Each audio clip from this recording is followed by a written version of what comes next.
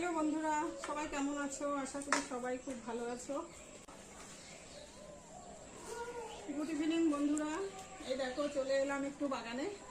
তো ভাবলাম আজকে লঙ্কাগুলো তুলে নিই। এই দেখো গাছে লঙ্কাগুলো কিন্তু একদম পেকে গেছে, মানে কিছু কিছু পেকে গেছে, আবার কিছু কাঁচা আছে। তো এগুলো তুলে নিই, লঙ্কাগুলো তুলে নিয়ে তারপরে যাব উপরের ছাদে। বেগুন হয়েছে অনেকগুলো গাছে, সেই বেগুনগুলোও তুলবো। তো চলো লঙ্কাগুলো আগে তুলি, দেখি কতটা হয়। এই যে এর আগে দেখিয়েছিলাম এই লঙ্কাগুলো।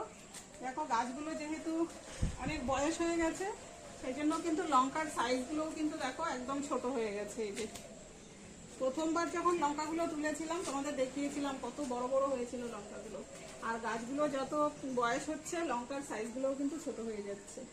এরপর গাছগুলো আর কিছুদিন পর তুলে ফেলবো। লঙ্কাগুলো তুলে নিই। আচ্ছা বন্ধুরা, এই দেখো এই গাছেও আছে কিছু, আবার সব গাছেই অল্প অল্প হয়েছে। এগুলো সব কেটে নিই।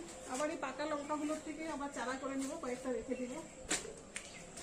লঙ্কাগুলো তুলবো তুলবো করে অনেক দেরি হয়ে গেছে, মানে তোলাই আর হচ্ছে না। আজকে তুলবো কালকে তুলবো, এই করে করে সব লঙ্কা পেকে যাচ্ছে আর পচে, এই যে পচে গেছে, কত লঙ্কা পচে গেছে।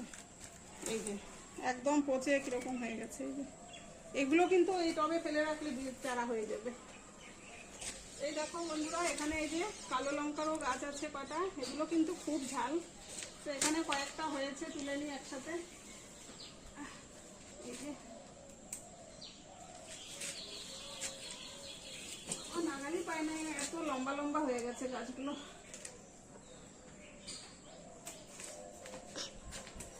এই যে দেখো এই লঙ্কাগুলো কিন্তু খুব ঝাল।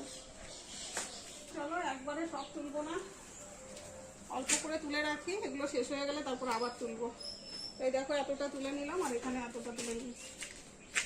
লঙ্কাগুলো তুলে নিয়েছি, এখন চলো বেগুনগুলো তুলে নিয়ে আসি। সেগুলো আবার উপরের ছাদে আছে। আর গাছ লাগাতে আমি এতটাই ভালোবাসি, কি বলবো, ছাদের চারদিকে শুধু গাছ আর গাছ, মানে সব যত্ন করেই আর উঠতে পারছি না। এত গাছ লাগিয়ে ফেলেছি, এখন আর সেভাবে যত্ন করতেই পারছি না। মানে ঘরের সংসারের কাজকর্ম করে যতটুকু সময় পাই, তারপরে এই গাছপালা নিয়ে বিকেলবেলাটা করি। তো চলো এখন দেখো। এই দেখো পেঁয়াজি জবা, দেখেছো জবার কালারটা কি অসাধারণ। এই যে এখানে অনেক কটা ফুটেছে রে, এই যে এখানে 3টে ফুটেছে, দেখো কি সুন্দর জবাটা। এসো এসো এসো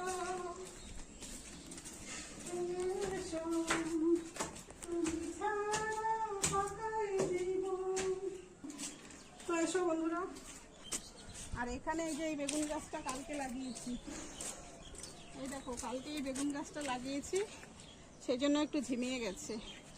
আবার 2-4 দিন থাকলে ঠিক হয়ে যাবে।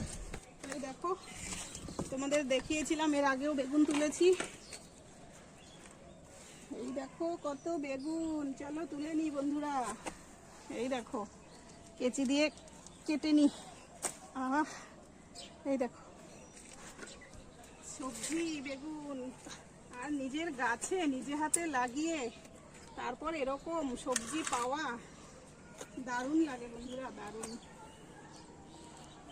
যত্ন তো করতেই হবে।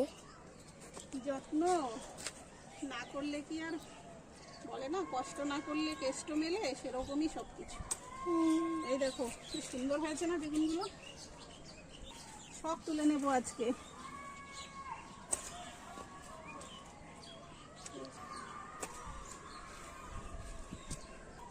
চলো এই পাশে দেখি, এ পাশেও তো ছিল। এই যে